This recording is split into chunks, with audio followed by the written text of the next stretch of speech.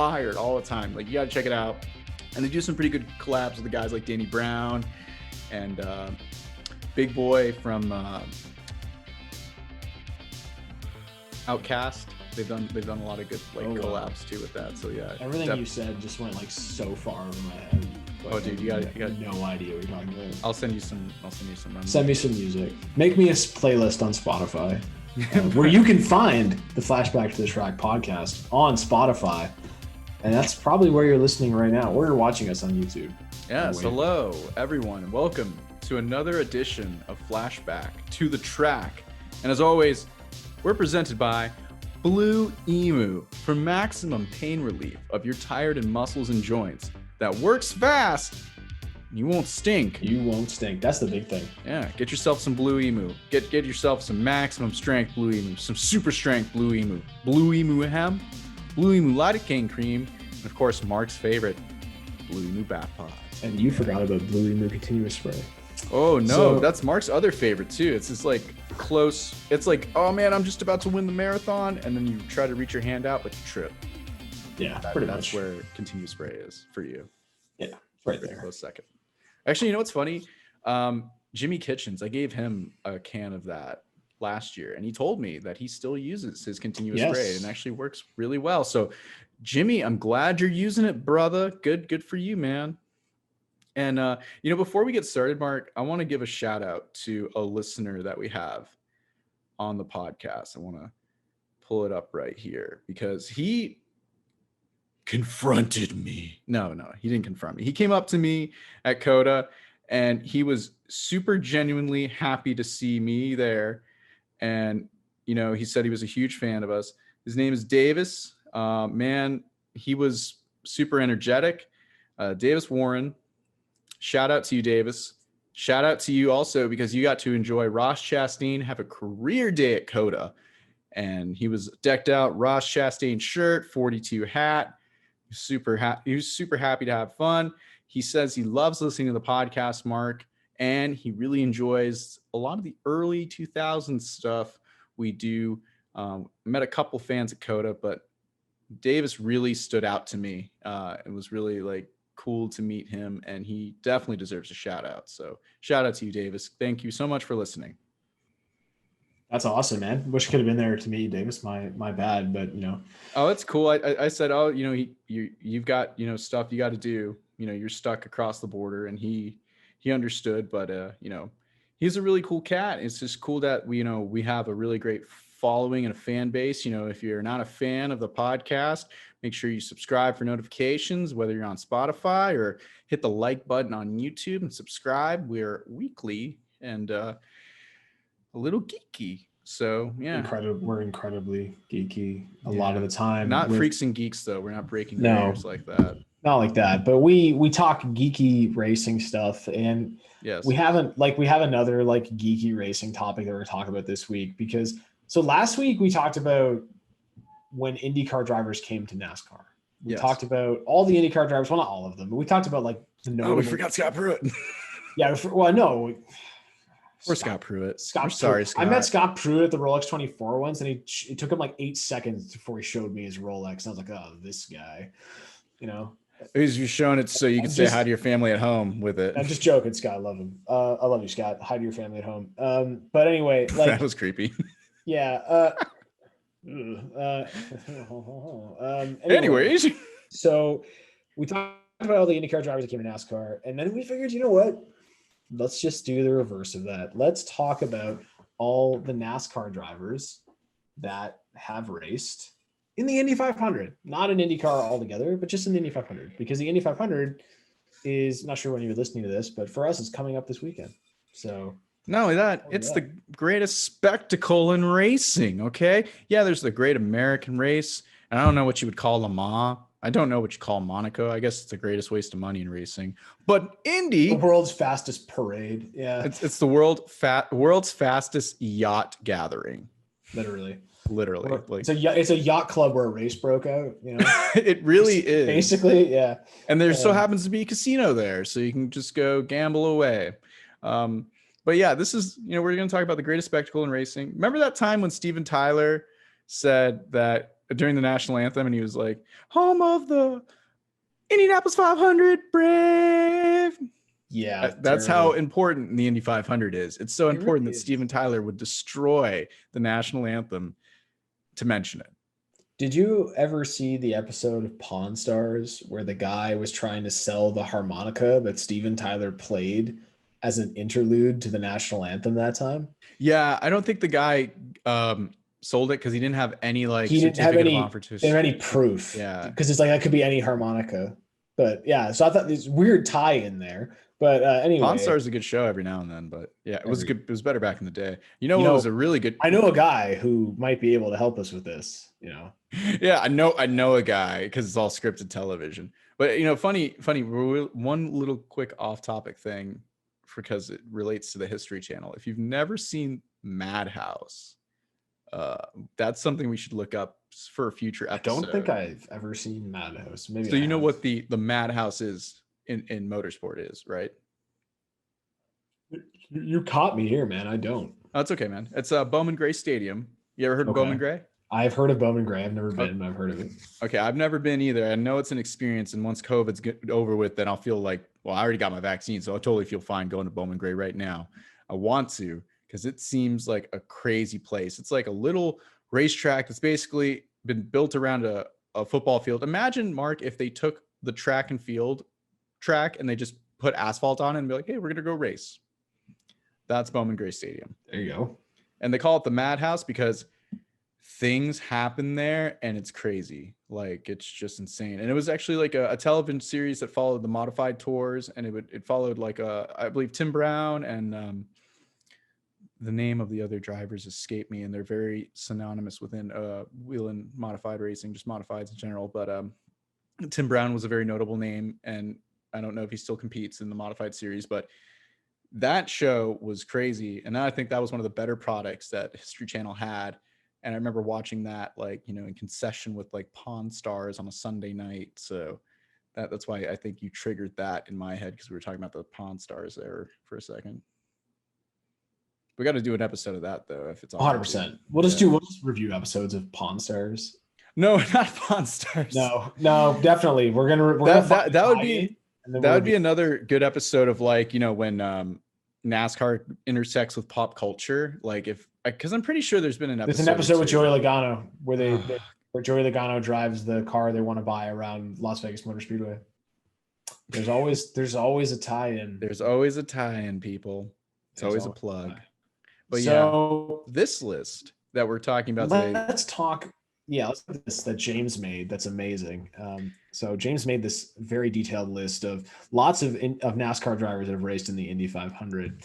So it is very intricate. So the stipulations for this list, there are some drivers that I did not cover. Specifically, I want to note Leroy Yarbrough was not mentioned in this list, and is a NASCAR driver who had a very good go at Indy and actually ran several times in the late 60s and early 70s. So that's someone that we did not mention, but just some drivers that we feel that have had NASCAR experience with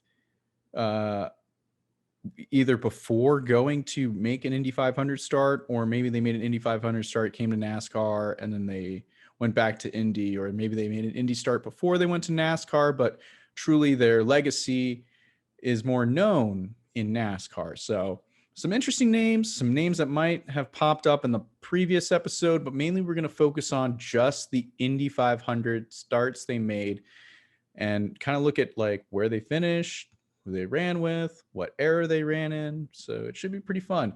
Mark, I'll let you kick it off, bro. Who's first on this list? Well, I'll preface this by saying that I know before looking at any of these names that none of them have the last name Smith. So yeah, you love to plug that. And if you haven't seen Mark's episode, best fact ever. Yeah, if check you out the video on our YouTube channel, the No Smiths Club. Check it out. It's a good video. No Smiths at the Indy 500. It's a No Smith Club.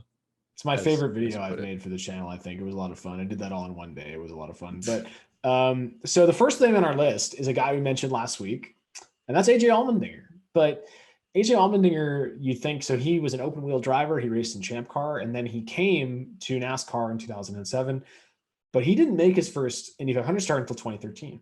So Midway through 2012, AJ was driving for Roger Penske in NASCAR. He was driving the 22 Shell car, and he ended up failing a drug test, and he was suspended from NASCAR.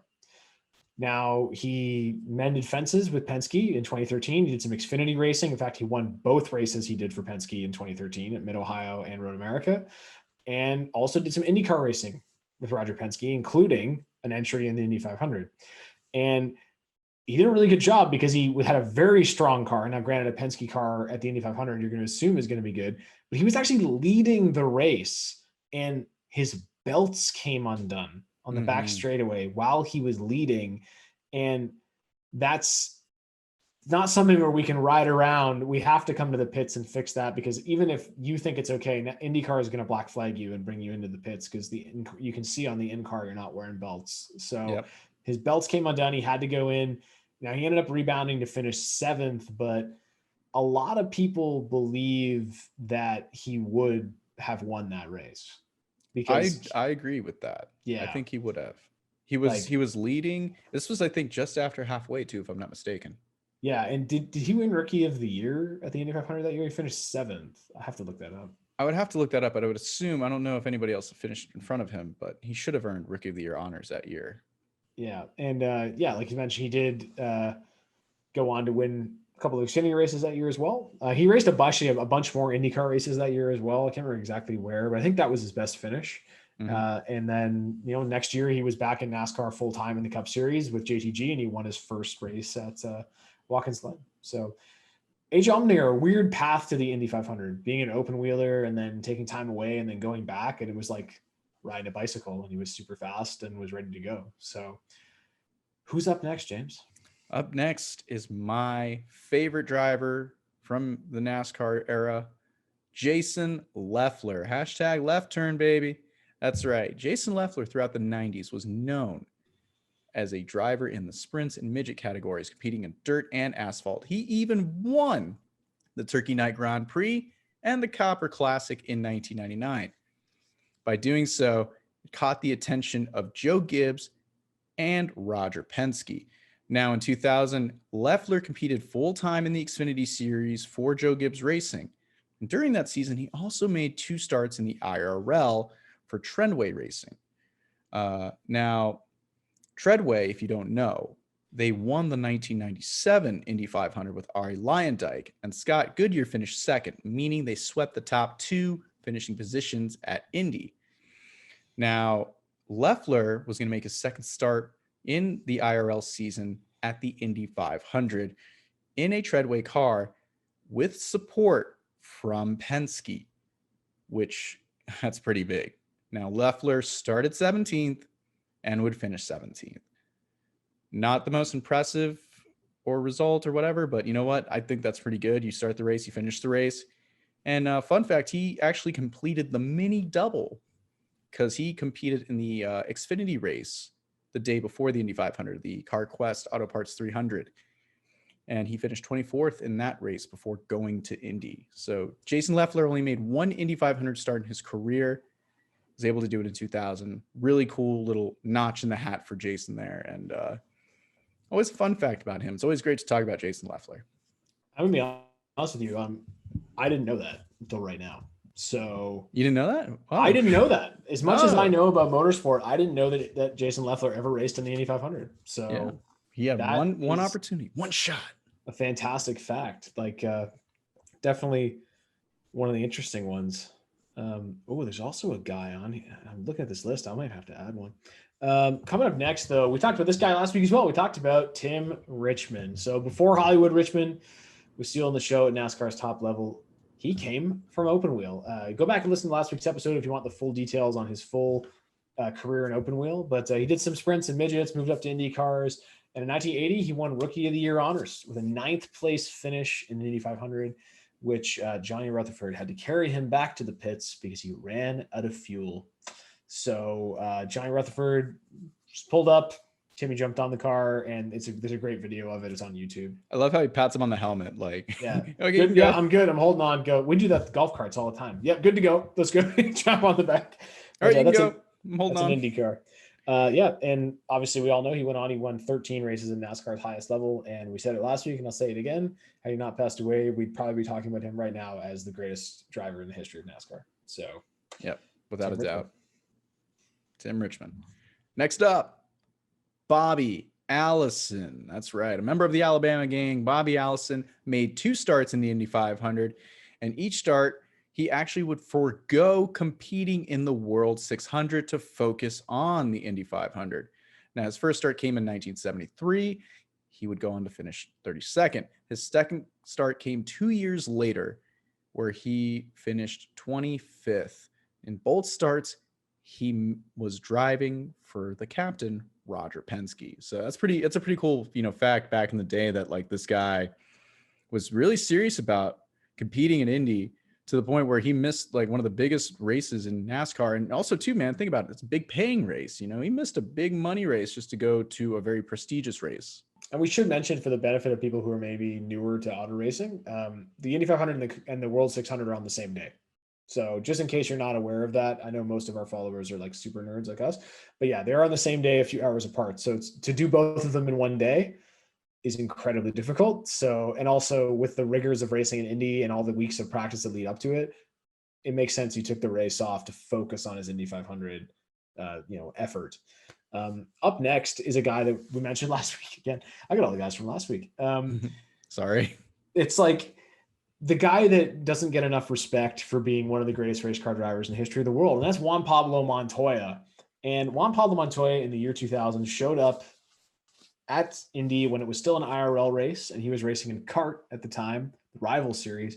Chip Ganassi entered a one-off for that race, and he absolutely smoked everyone. He won that race, and afterwards said it was so easy. Said it was one of the easiest races he's ever won. He was way faster than everyone else. He just smoked him. So went on to do that. Then we all know he went to run F1. He came back and did NASCAR. And then when his NASCAR career was over, well, before that, we should mention he should have won the 2009 Brickyard 400, and he could have been the only driver to win a race in NASCAR and IndyCar at Indianapolis Motor Speedway, but he was caught speeding on pit road. And as much as he swears he wasn't, NASCAR called him for it. So he was speeding up pit road and missed out on winning that race. But in 2013, after 2013, he left NASCAR and went back to IndyCar, this time with Roger Penske. And the next year he won the Indy 500 again in 2015. And he's going for 3 this year. And like, I'm 100% hoping he wins it. So I think he could. I'm still with McLaren. So I'm still waiting for him to have that breakout success at Le Mans, man. I feel like he could be one of those first drivers to win at Indy and Le Mans and at Monaco, Yeah, and he's doing LMP2 this year, so he needs an overall ride that can win. But the tough thing with that is like you gotta get one of those factory seats, and he's almost 50 years old now. Yeah, so that's the unfortunate thing. Like I was gonna say, age is not working with him. It's not on his side to get a factory deal with. What factory teams are left? I don't think Audi's really a factory. Well, they're all coming back, right? So Audi, Porsche, the hypercar. It's gonna be Porsche Team Penske, right? And they're gonna run WEC and IMSA, so he could be there, maybe. He could if he probably didn't burn that bridge with Roger, and he proved to Roger he's still has it in the DP, but still that's a DP in America. It'll be similar because the LMDH format is LMP2 based, so it'll be similar. I know that sounds like I'm like speaking another language, but like, sports cars are fun, folks. Watch a lot of acronyms, right? So, who's next, James? Next up, we have Donny Allison, another member of the Alabama gang. Donny Allison, Mark, technically was the second driver to complete the Indy Charlotte double, though at this era and time, both events weren't run on the same day. Asterisk. Yeah, seriously. The Indy 500 was actually run on a Saturday, and Donny entered it and finished 4th in what would become Foyt Greer Racing. And then he flew to Charlotte to run Sunday and won the World 600. That is the best result of any driver to complete the double, no matter what, whether it was on the same day or not on the same day. Donny Allison holds that regard. That's amazing. And then the next year, he actually would compete in the double again. He finished 6th at Indy on Saturday and 2nd at Charlotte on Sunday. Insane, just insane during this era that he did that. And also a fun fact, apparently he made it back in time to Indy for the awards banquet both times. That's amazing. These were the Indy 500 on Saturday. Yeah. That's cool, man. Yeah. That's like Saturday afternoon Indy. Imagine the Daytona 500 was like noon on a Saturday. It'd be like college football. Oh, I know. That's the thing. Nowadays, it would never happen because, like, you know, the TV conflicts for Saturday are so big. Like, you got to have it on Sunday. It's like, I feel like the Indy 500 would thrive on Saturday, to be quite honest. Let us know if you think the Indy 500 should be held on Saturday. We can write Roger Penske. Yeah, we've got connections. Don't write your congressman, write Roger Penske. Exactly. Write Roger Penske. Let him know how you feel. And up next, we've got another guy from last week's podcast, Sam Hornish Jr. Now, Sudden Sam, interesting nickname. I'm not sure I'm a fan of that. But Sudden Sam. I like it when it's said in a Sam. different accent. But anyways, so he's an IRL guy. He won 3 IRL titles, 1 with Penske, 2 with Panther Racing, and he competed in 8 Indy 500s before he came to NASCAR in 2008 with Penske. In fact, his second last season in IndyCar, he made a thrilling last lap pass in the 2006 Indy 500 on Marco Andretti, came down the front straightaway, and is the closest finish in the race's history. And for car owner Roger Penske, it was his 14th Indy 500 victory. And we all thought Marco was going to win. Then Penske, Hornish just, like, I remember watching it and, like, I wanted Marco to win because he's a rookie, right? And Michael was running third. So it was like, but Sam Hornish nipped him at the line. And that's what makes that race so great. It's like 500 miles of racing. And it came down to like 6 inches. Yeah, and like Marco at that time, he had like a lot of fanfare. It was like one of those things, you know, I think we were talking about it earlier, how like in this most recent PGA tournament, how like Phil Mickelson just got all of this buzz around him because it's like, oh, he's Phil Mickelson, you know, blah, blah, blah. And it's like, you know, Marco had that too going for him, you know, Andretti name, son of Michael. You know, it was a big deal for him to compete that level. And yeah, like I was kind of pulling for him too, but then Sam just nipped him at that line with the Marlboro Penske colors.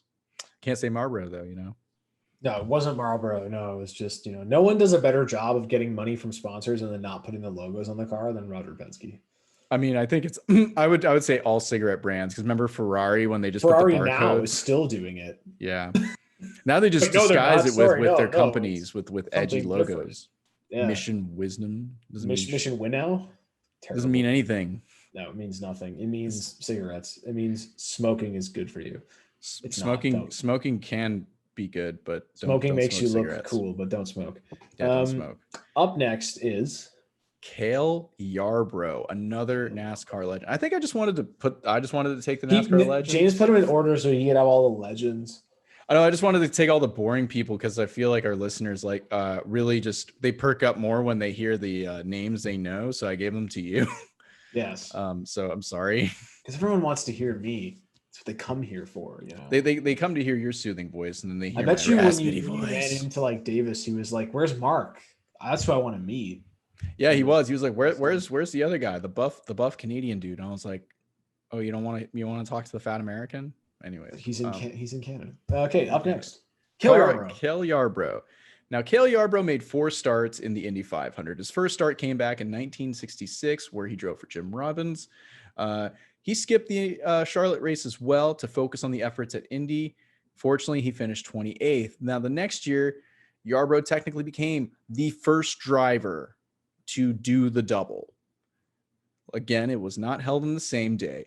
With the World 600 being run on Sunday, Yarbrough finished 41st in that event with a mechanical issue. His luck didn't change the day before at Indy. He finished 17th.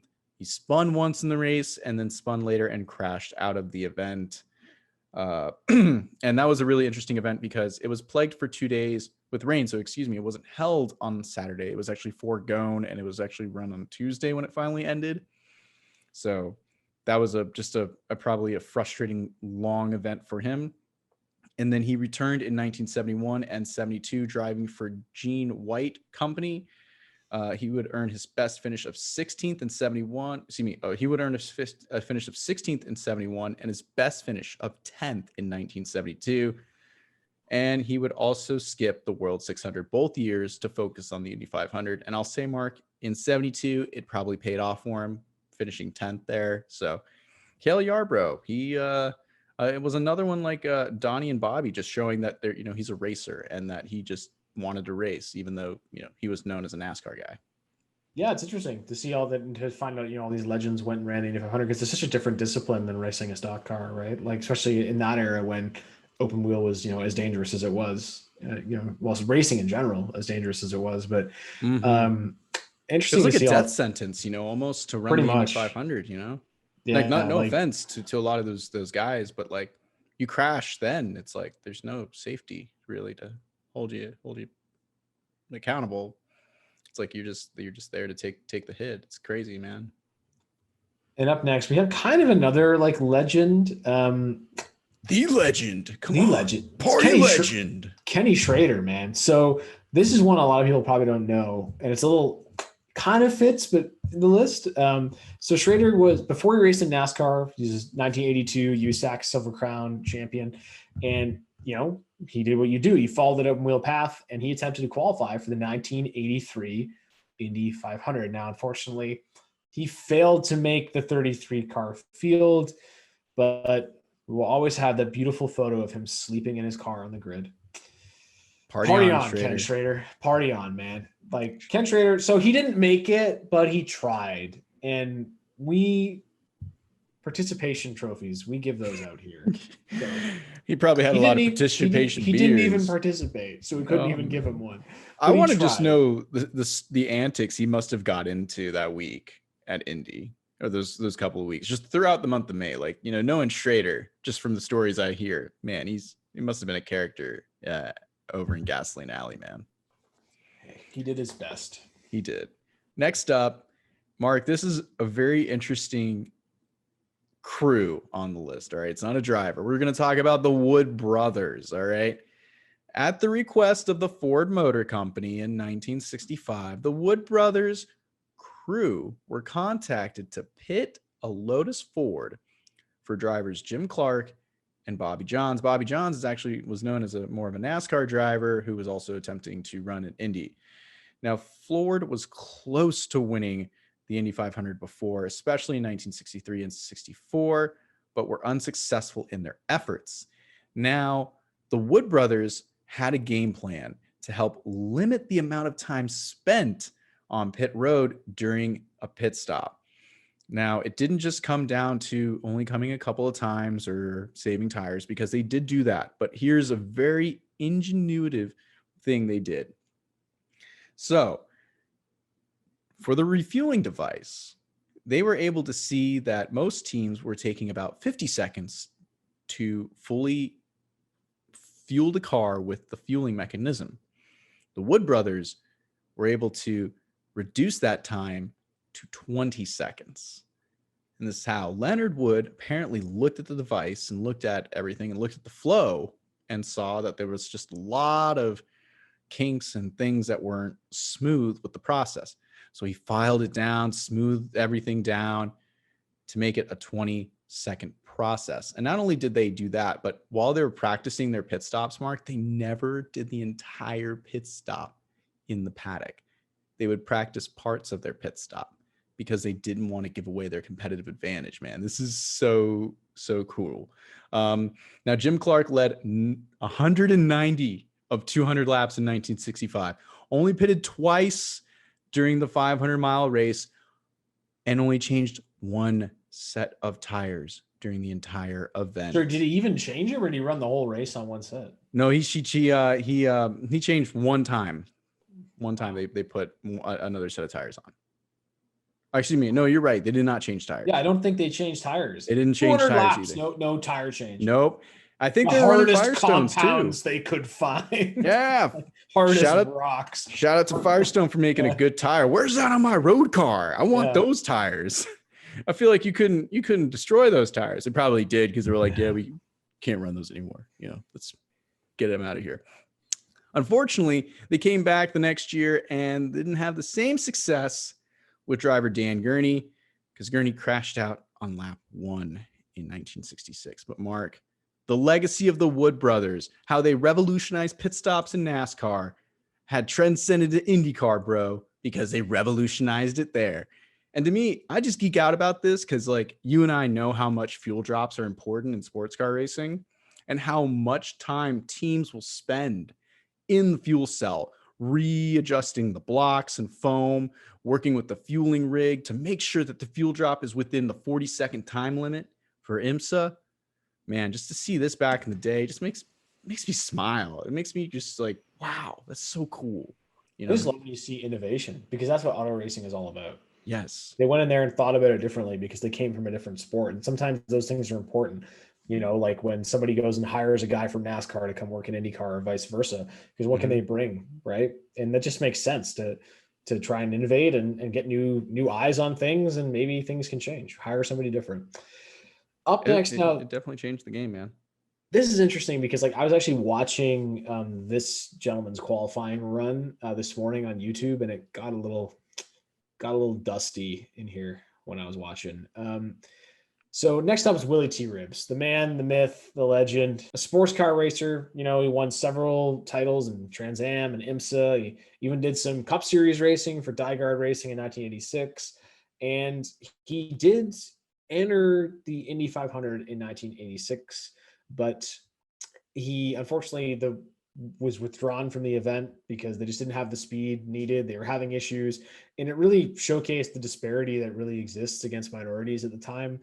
Willie's engineer was not a fan of being the engineer for a black man, and made it very difficult for him.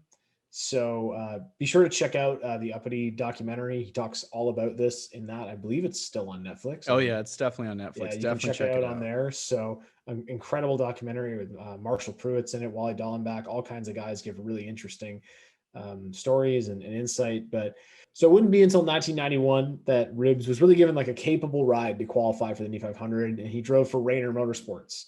It was this like pink and yellow car. It was really bright. Bill Cosby actually funded a lot of that ride for Willie, and he was able to qualify for the race. I believe he had an average time of 2:17. I can't remember. I watched it this morning, but go watch that qualifying run because it's amazing. Like every single person is in on the front stretch cheering when he comes by, and when he makes the race and he dances around, and it's so exciting.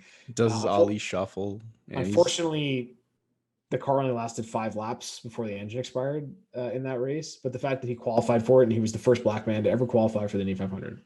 So incredible accolades. And then the next year he drove for Walker Racing, and he earned his best finish at the Indy 500. He finished 21st. So Willie T. Ribbs did all kinds of different racing. So, you know, and obviously later on he did a full season of the NASCAR Truck Series as well. And I was going to race an SRX. He's not done. I saw him in Coda too, man. He is keeping up with it, and I'm excited to see him in SRX. He seems like he's still got it. You know, he hasn't lost it. So really excited to see Uppity, and glad that he made the list and also broke some barriers too. Speaking of breaking barriers, our final entry on this list, kind of, Janet Guthrie. Guthrie first attempted to qualify for the Indianapolis 500 back in 1976. Unfortunately, she failed to make the field. She was trying to become the first ever woman to start the Indy 500. But here's the thing. There's a man in Charlotte named Humpy Wheeler, and he's a promoter. He knows how to sell tickets and put butts in seats, and he always knows what's going to draw an audience. He thought, well, if I could get Janet Guthrie to run the World 600, people would come and want to see the World 600 instead of go see the Indy 500. Because I believe at this point, Mark, this was back when they were actually on the same day. So both races were on the same day. So Humpy invited Guthrie out and got Ralph Moody to give her a car. And she ran the World 600. And Mark, she finished an impressive 15th in her first ever NASCAR race. Now, the next year, Guthrie would go on to not only run the Indy 500, but also qualify for the Daytona 500, becoming the first woman to complete the Indy 500 and Daytona 500 in the same season. Now, she went on to compete in 3 more Indianapolis 500s with a best finish of 9th in 1978. Janet Guthrie, everyone, recognize the first female to ever start the Indy 500. They're making a biopic about her, eh? Oh, I'm kind of Hillary Swank's gonna play Janet Guthrie. You know, no offense, I love the fact that they're doing this because she deserves every bit of praise for what she did. Her story is fantastic. If you haven't seen the 30 for 30 on her, it's a really great one. There's another really great piece that Fox Sports did a couple of years ago. That's another good one. I think that you can watch that even on YouTube. But sometimes these like Hollywood picks, like the way they just have to sell racing to the audience, just doesn't entice me. You know what I mean? Like, I've never seen Ford versus Ferrari, but I'm just like watching the clips in the trailer and I'm like, they're not really there. They're at California Speedway. Yeah, that took me out of it when I was sitting in the theater. I was like, that's Fontana though. Yeah, it's like I did at Daytona. I can still turn my brain off and watch Fast and Furious, but I can't turn my brain off and watch. They couldn't afford that Daytona licensing fee, so they just shot it at Fontana instead. I don't know if it was the licensing fee or just like, oh man, we can get another location and we don't have to fly the crew out and everything. We just do it here. Yeah, but anyway, anyways, Mark, that was a great list. I thought of one that we missed. Okay, which one did you want to add? JJ Yeley. Oh, that's a good one. So JJ Yeley did run an Indy 500 as well. I believe in. God, I made a whole video about him, but I'm gonna have to pull. But I forgot because he's JJ Yeley. I don't remember. But he did run an Indy 500 after his USAC career. He was kind of dabbling in IRL for a couple years before doing the NASCAR thing. So yes, JJ Yeley should be on the list as well. Racing Reference isn't open. My internet's slow, but. JJ Yeley's one I did think of afterwards. So other than that, I don't think there's any others. No, I was gonna say, most people might think, like we mentioned people like, Willie T. Ribbs and for guys like Sam Hornish and AJ Allmendinger, it's like, as we kind of even said last week, these guys had careers in open wheel before they got into NASCAR. But honestly, you and I and probably a lot of our listeners, we're not super old. We didn't really we weren't, constantly watching racing in the 90s. So a lot of us, when you first saw Sam Hornish Jr., you first saw him in stock car racing, or even Willie T. Ribbs. When I first saw Willie T. Ribbs, it was in the truck series, like you said, in 2001 when he ran his first full season. And the same with AJ Allmendinger. I knew of him in kart, but I didn't know of AJ Allmendinger until he came to Red Bull in 2007. So, if anything, I think this was probably like a really great thing to open some perspectives and give people a little more insight into drivers who ran the Indy 500. All right, we'll get back to the podcast in just a moment. But first, how about a quick word from our friends at Blue Emu? And that word is maximum. Because Mark, when I got pain, I ain't got time to deal with that pain. I got to maximize the way I get my relief. And what the first thing I reach for is Blue Emu Maximum Pain Relief. I find this to be one of the best products for my pain relief, man. I don't know about you. 100%, man. That's the first one I always reach for. I find the maximum relief. When you only have a short amount of time to get your relief, you need that maximum strength. You don't have time for minimum strength. We don't those other products. Like, we need maximum relief. So we reach for our maximum pain relief cream. And it works fantastic on your tired muscles and joints. You've got, just a little thing that's bugging you, throw some of that on there. I use it all the time after running. Like, I used it on my calves today. They were sore. I was only going to go for a 5K, and then I had a good day, so I stretched it to 10, which was a bad call because I'm in a lot of pain now. But you know what? I can get through it because I have maximum relief, Jim. Exactly. So if you have a tired muscle or joint and you need maximum relief that works fast and doesn't stink, get yourself some Blue Emu Maximum Pain Relief. You can get it at blueemu.com, available at major retailers. And you know what? Make sure you look for this new bottle. It's got a great new look. It's a really cool product. And you know what I also love about it, Mark? this product, with this container, slip it in the bag, I've slipped it in my pocket even too when I've been working at places and events. And if I just need a quick little bit of relief or just some recovery to work in, just reach for this and it's always right there. It's pretty handy. Yeah, man, it's fantastic. And I can't stress the you won't stink thing enough.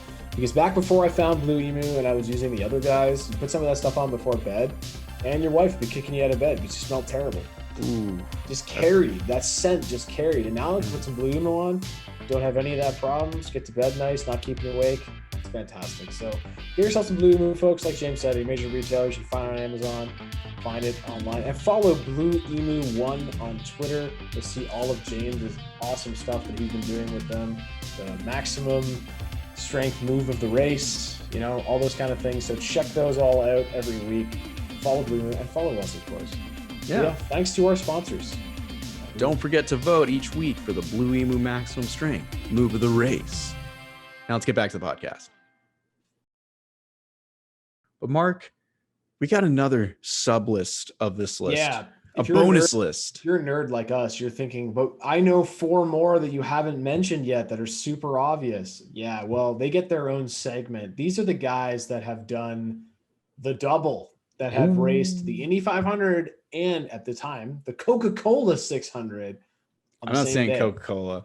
Forget that. They don't deserve my plug. I'm just going to keep calling it the World 600. The Sorry. World 600. Be like a writer for a motorsports thing and never put the sponsor's name in the title of the race. And I would not, this is why our memory is so bad, Mark. We keep drinking Diet Coke. So, yeah. But yeah, I don't know. Anyway, I drink the store brand. So, because I've become my parents. So I like great the value Whole soda. Foods generic brand, man.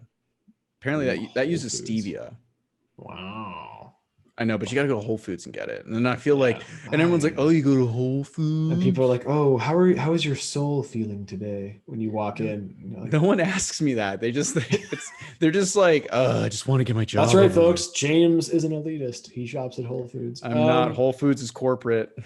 So anyways, next up on our list. you don't want me to start this list so you can start. You can. So no, I have to. Yeah, you can. Yeah, I'm looking at who's up. Yeah, you start. Yeah. I was about to say. Then I can do the one that I want to do. I know you. I wanted you to get this one on this list. So you go first. Let me start it off. So no, you go. Now you go. No, you go. Okay. Anyways, John Andretti. All right. Everyone knows John Andretti as the first person to compete in the double, the Indy 500 and the World 600 on the same day. John did compete in 6 Indy 500s before attempting the double in 1994. His best finish was 5th back in 1991. Now he was driving for AJ Foyt Enterprises, and then he went on to finish 10th at Indy before making the trip down south to Charlotte. Driving for Hagen Racing, John only completed 222 laps at Charlotte and finished 36th. Now, he would go on to make 5 more starts at Indy after his NASCAR career, 2 of which came with a very interesting team, Richard Petty and Andretti Autosport. Yeah, what a cool team. Number 43 window world car. And it looked like the King's car. That was so sick. And it had he actually stayed in IndyCar for a while. He ran a few races. He didn't just run the 500. He ran quite a few more. I think it was 09. I think so. With his final couple of years. Yeah, he did like just want to race and ventured into it more. And it's really cool that John did it, and he really broke the barrier for being that first guy to do it on the same day and showing that it could be possible. It could be done. Now, there have been a lot of other drivers who have done it, but they have either failed to qualify for the Indy 500 or the World 600. So we're just mainly going to focus on the people who were able to qualify for both. Next up, Mark. Next up is the man who has attempted the double more than anyone else, and that is Mr. Robbie Gordon. So Robbie Gordon will drive anything with wheels on it and go fast. So he competed in 10 Indy 500s and the double 5 times, which is a record. In 97, he did his first with Sabco. He finished 29th. Felix Sabates actually fielded an Indycar for him in that race. And that one was weird where The Indy 500 got rained out, Mhm. and it ran Monday. So he ran at Charlotte the night before, and then came back and ran the Indy the next day, and actually suffered some burns in it, and it wasn't great, but Yeah. had a strong car. They just had a mechanical issue, burst into flames. In 2000, he drove for John Menard. He finished sixth. In 2002, again, he drove for John Menard in a deal with Childress, actually. He ran like a singular car Yep. with number 31, finished eighth in that event. In 2003, he drove for Andretti Green. He finished 22nd. And 2004, he kind of did his own thing. He was sponsored by Meyer. It was Team Gordon, and he finished 29th. So Robbie Gordon has done it 5 times. Best result in both was 2002.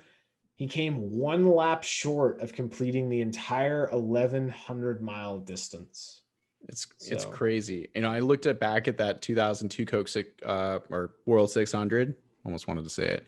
And man, he was competitive in that race. He got up he was in the top 5, and apparently he had to back off because he was dealing with cramping in his arms and his legs. Mm-hmm. And he went 2 laps down, gained one of them back, just wasn't able to gain the other one back. Man, what could have been for Robbie there, because he would have really turned some heads if he had finished in the top 5 in the World 600.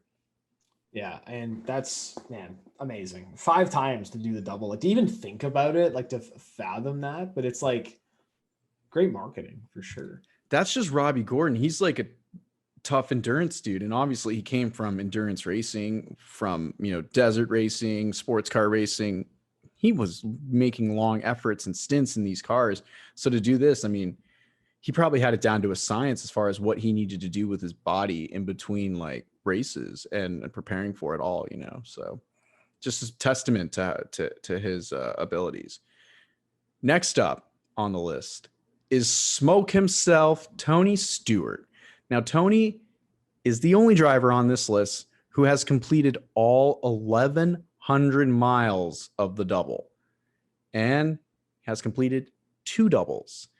His first came in 1999 as a Cup Series rookie. He drove for TriStar Motorsports in the Indy 500. He finished 9th. Unfortunately, he was 4 laps down, but he came back from starting 24th on the grid. So impressive run. He would then make it back to Charlotte for the 600 and finished 4th on the lead lap. He didn't compete in another double until 2001, where Tony drove a Chip Ganassi Racing car in the Indy 500, finishing 6th on the lead lap and led 13 laps on the day. Flew back to Charlotte in time for the 600, had to go to the back, but still rallied to finish 3rd. And he was physically exhausted by the end of this race, but this truly showcased the physical abilities that these athletes have, because race car drivers are athletes, and to do what Tony Stewart did took a lot of physical ability. So shout out to Tony Stewart for being the only man, woman, person, being to complete the 1,100-mile journey in one day. The man, the myth, the legend, Tony Stewart. Smoke. The IRL champion. Thank you. But you know what? He's not like Robbie, where he's like 5-time run that double. No, one lap short. 1.5 miles short of the 1,100 miles. Finally, last but not least, we have the most recent driver to the double, and that's Kirkbush. So a lot of you probably aware of this one. He drove for Andretti Autosport in the 2014 Indianapolis 500. Started 12th, ran inside the top 10 the entire race, impressed the hell out of her. No open wheel experience, and was so fast. He finished 6th, and he was Rookie of the Year for the Indy 500 in 2014. He then flew to Charlotte, jumped into Stewart Haas Racing Chevy from the back, and it was looking like he was going to complete all 1,100 miles until his engine let go 271 laps into the 400-lap event. So Kirkbush, man, the crazy thing about his is how good he was at Indy. Yeah, he was. No open wheel experience. Now, granted, he started an Andretti car, which is amazing, but still, yeah. Not having any experience and just going around there as fast as he was remarkable. I feel like at this era too, the cars were the most trimmed out that they were in a race setting, you know. So like he had to deal with that, and it's like, as they say, when you're in an Indy car, you're the last thing to know that the car is broken loose because you sit so close to the front of the machine. So for Kurt, who has driven like a stock car basically his entire career, to get in and be so competitive, run top 10 basically the entire race, just spoke a lot to his abilities as a driver, man. And what could have been if that engine would have like held up, you know, he probably would have finished on the lead lap in the 600, not knowing where he would have finished, but still, like, what could have been? I almost bought that diecast from the Haas car. Almost bought that because I was like, man, what could have been? But it's a limited thing to find on eBay. So I was doing some digging, and I was trying to figure out logistics for doing this now. Did you know that Charlotte is 600 miles from Indianapolis? So are you telling me that enough. you have to complete 1,700 miles? Basically, so Altogether? you need access to private jets, helicopters, and all that kind of stuff. Because I remember in 06, Kirkbush actually went to the Indy 500 and watched the start, and then flew back to Charlotte. Mm-hmm. It was his first year with Penske, and that was kind of cool. But essentially, to do it now, the reason that not a lot of people do this is because with the way things work now, it would be incredibly difficult to do. So for Indy 500, if you're not aware, you qualify the weekend before, and it's a full 2-day event. Qualifying is 6 hours on Saturday. And then if you are in the top 30 on Saturday, you don't have to qualify on Sunday unless you're in the Fast 9. For the top 9, you qualify again, pole shootout on Sunday. And if you're not in the top 30, it's bump day for you, and it's the last row shootout. And you have an hour and a half to try and make it into the top, onto the last row with Howard. So if there's 35 cars, 2 aren't going to make the field because only 33 make it. So it's drama filled. It's amazing. I love how they do it. But to compete in that, if you're a NASCAR Cup Series driver, you would have to miss the prior race. And with today's championship format, you have to run all the races unless NASCAR grants you a waiver to be eligible for the playoffs. So NASCAR is probably not going to give you a waiver if you choose to miss a race to go race in Indy. So you're going to miss out. You're going to have somebody else qualify your car at Indy. I don't know how that works. I think you're allowed to do that, but I'm not sure how it works. I'd have to look into that. But yeah, that's why it's very difficult to do now. I would love to see somebody else do it. It'd be unbelievable. Even if it was somebody who was doing like the 600 as a one-off, you know, they were going to fly to Charlotte afterwards and race in that. But again, they'd have to miss qualifying at Charlotte. Last year would have been the year to do it because, you know, although it wasn't on the same day, so you couldn't. But when they don't have qualifying most weekends now, so it'd be a lot easier. It reminds me too, because if you think back to Robbie Gordon 97, he actually missed Talladega that year because he was trying to qualify for the Indy 500. So yeah, it does take a lot out of the efforts that you're doing in NASCAR. And the thing about it is, like, when you're competing 36 weekends out of the year, it's really hard to give up points. And also nowadays, it's just impossible to say, hey, NASCAR, let me go run the Indy 500. Forget the Coke 600. Well, you know, and I just don't think that's fair. I think NASCAR should be more open towards it because it really brings a lot of attention to both sports. It's just a positive, it's a positive move. And much like we were talking about, even with, like, you know, Marco Andretti just being popular because he's in the Indy 500 and he's got that synonymous name. When Kirkbush ran the Indy 500, I'm sure there were way more people tuning in because of the fact that Kirkbush was doing this stunt basically to go and compete in both races than they had normally seen. So it's just a big benefit for both sides. I don't know why NASCAR wouldn't just allow it. And, you know, IndyCar would be more than open to it. You know, yeah, if you can be fast enough to qualify in, we'd love for you to come and race. So, you know, NASCAR should really think about changing that rule sometime soon rather than later, because, you know, it's just going to affect the ability for drivers to do this. You know, I know James Davison was this year trying to talk about doing the Indy 500, but he probably wouldn't have done the double. So, but he could have, because he does run a part-time schedule, so that missing a race doesn't mean much. But still, I don't think he would have did the double. It would have been cool to see somebody do it, but, you know, there's just not a lot of names out there that would. But, you know, Mark, I'm going to bring this question up. Who would you, if you could just pick anyone, to do the double? Who would you like to see do the double today? Well, the obvious answer is Larson. That's what everybody always says. They really want to see Larson do it. I'd like to see somebody like Christopher Bell do it with basically all of his experience racing, midget cars and racing on dirt and whatnot. I think he's kind of a shoe-in, like very similar to Larson, but I think there's quite a few guys in NASCAR that could go and do it and be competitive. I know a lot of people want to see Kyle Busch do it, and he's talked about wanting to do it and had offers to do it, but he can't because of his NASCAR contract. It won't allow him to go and run the Indy 500 as well. So that's a guy I would love to see, do some more diverse racing. Obviously, he's done the Rolex 24 now, but to go and run Indy would be amazing. And he's such a great driver, so it'd be cool to see him do it. Yeah, I think that'd be good. Oh, for me, I still want to see Jimmy Johnson do it, and I still think he could do it. Jimmy Johnson could make a one-off start in the Coke 600, make the field, run that race. And, it'd be really interesting to see if he could get a ride for Indy and do that. So I would still pick Jimmy Johnson, even though he's really been vocal about not running ovals in an Indycar. He wants to now, though. He said he wanted to do a test. He said that this past weekend. So he's thinking about it. I think that's all signs point to the double there.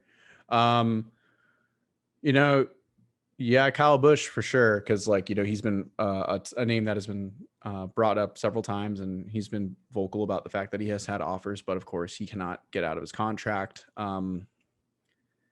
Really think long and hard about this because it's a good one. And I just popped it up and I didn't really think about how it would come back to me. Santino Farrucci. I know he's dipped his toes in a NASCAR. It'd really be cool to see him do the double. Yeah, just add a Coke 600 on and do both in one day. Yeah. Mm-hmm. Even if he did the mini double, if he just did the Xfinity race and also came back and did the 500, that would be pretty kind of cool. Trying to think a little more because I want to give you one more decent option that I see. I would say McDowell, but he's just I wouldn't really. Just go back to open wheel after all those years. After all these years, I'm back. Unfinished business. Let's get Allmendinger to do it again. Come on. I would love to see AJ do it because he had such a strong run this past weekend, and I'm just saying this. He's probably going to get a full-time ride in the Kaulig. He's going to be in that Kaulig car next year, at least for one season to kick off that Cup program. As someone who was on the flight home with AJ and the Kaulig crew, it seemed like he's basically golden with that. So this isn't breaking news though. It would be really cool to see AJ do it again. It just would really be cool if he got a competitive ride, though, because Kaug's going to expand into IndyCar. Next year, Kaulig will have 4 IndyCar We filter teams. IndyCar program. They'll start with 1, and then 2 weeks later, they'll have 3. And that's because they'll have a top 5, and it's we can do this. Just keep doing it. It's no, that's not. Have a road to Indy program, and a sports car team, man. Yeah, we're having success. Keep running. No, just keep crawling. But the biggest thing I was going to say there is if he could get a good ride, because if Juan Pablo Montoya and Elio Castroneves, Dario Franchitti have proved, excuse me, not Dario Franchitti, Tony Kanaan. I'm so sorry, Tony Kanaan. I love you, brother.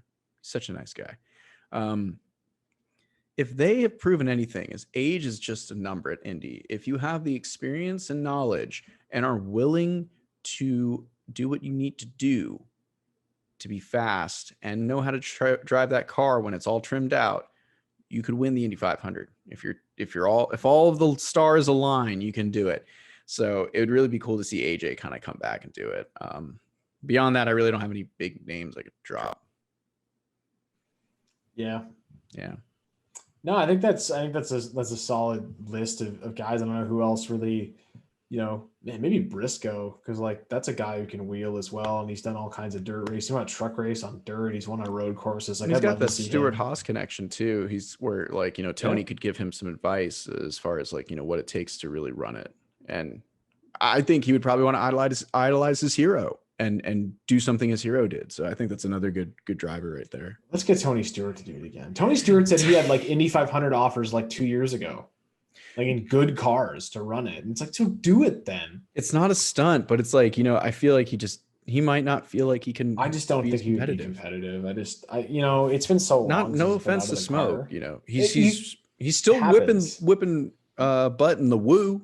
And that takes a Let's lot to get be a Dave World of Blaney Outlaws. in there. Dave Blaney won that World of Outlaws race the other night. Let me get Dave Blaney in an IndyCar. Dave Blaney, you won an World of Outlaw race. Now you're going to run the Indy 500. Let's just do going to it. throw you in there. It's his first World of Outlaws win since 1995. And like we were saying, age is just a number. Sorry, 97. If you've got the heart, passion, desire, and you can keep doing it, it's all about how young you feel on the inside. You know, That's outside is whatever. So, man. Yeah. But yeah, that's our look back on all the NASCAR drivers that have competed in the Indy 500 that we could think of. If we missed any, let us know. You can chirp us in the YouTube comments, or you can tweet DM us on Twitter. You can comment on our Instagram. You know, all engagement is welcome, whether it's slander or you know, whatever. Yeah, if you say something bad in the comments, I just laugh because I'm like, you engaged loser. Exactly. We won. Yeah, we won because we're just sitting here like. That's like I always tell people, if you want to get engagement for free, purposely put a typo in your post, because 5 people will comment saying you had a typo. Yes. So. Oh my God. I bet that's what Timmy Hill was doing when, and I didn't really want to comment on it back when he put his throwback paint scheme up to Kenny Irwin Jr. But it was like 1998. I'm like, dude, that's 1997.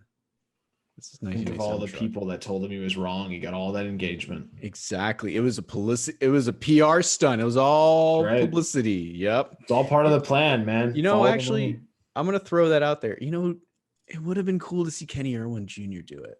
100%. I think he would have. Imagine if Tim Richmond did it. Oh man, unbelievable! Tim could have been one of the first guys to do the double, like the actual double. You know, he could have legitimately had a shot to win both of them. Too. He could have if he got the right car. You know, and just think, like his start, Hendrick was still good. You know, but what would have been the next step after Hendrick for Tim? I mean, I think that's a topic of conversation for another episode. But you know, we know exactly what's going on. We know who we want. That's not even around to do the double. So. Yeah, I was surprised you didn't say JJ Yelly to do the double. Yeah, you know, I just don't think he's still kicking it in the Cup Series. He could do the double. Competitive car. I know he's still good to like get a 12th place finish in a bad Xfinity car because he's JJ Yelly and he can wheel. But like, I don't know. I just don't think he would be competitive, and you wouldn't be able to get a competitive ride in either. Because like to run Indy, you got to raise like $1 million to even show up in sponsorship. So like, and I don't think Fat Boys is bringing even like more than just a couple $100,000, million bucks for one race. Yeah. So like that's a lot. Now granted, it is the Indy 500, so it is the greatest spectacle in all of motorsport. But and you also run the risk of not qualifying because nobody's locked into the Indy 500. Anyone can fail to qualify. So yep. And that's the thing. It's like you put all that heart, soul, and effort, and then you walk away with nothing but an experience. That's all you can say. So. Like Ken Schrader did. He also got a photo out of it too. So he did, and he got a cool story. So. He really did. Yeah. Ken, please come on and talk to us about that, man. Yeah, I want to know all about your Indy 500 exploits and what that month of May must have been like. All that practice and going 220 miles an hour down the back straightaway in an Indy car. And the partying. I want to know about the partying. All about the partying. Anyways, I think that'll probably wrap it up for this episode. I think it was a good one. We had a fun conversation. We did. You know what? Davis got a shout out. Davis Warren, shout out again at the end of the episode, my friend. Thank you so much for being a fan. Thank you all for listening. And, you know, we really enjoy hearing what you have to say for the show, especially if you guys have if you all have any topics that you would like us to cover. You know, we are open to suggestions too. So, you know, any feedback is good feedback for us. So, Mark, you have any closing thoughts? Not really. Chris, you won the shirt we told you last week. That'll get mailed out probably early next week. So yeah, I got to go to Charlotte tomorrow. So I'll go to UPS on Saturday, Chris, and I'll make sure I send that out to you. Okay. All right. We'll get that in the mail. Stay locked to our YouTube because we have a new video dropping soon. I'm not going to give you any more details than that, but I'm working on it right now. So it's going to be dope. I promise. Right on. If it's not, leave a comment saying it's not. Yeah, and don't forget, we'll have some new content from Mark's got a couple of videos he's working on. I got a couple of videos I'm working on too. So we're gonna have some newer, shorter format, long kind of format YouTube videos out there for you guys and gals to listen to and engage with. So have some really cool stories. We're excited about it. But we'll wrap it up for this week. I'm James. That's Mark. He's in Canada. I'm in America. I'm Spanish and he's white. But you know what? We all get along. And so should y'all. Everyone be safe out there. Have a great rest of your week. And we'll see you in the next episode. Bye.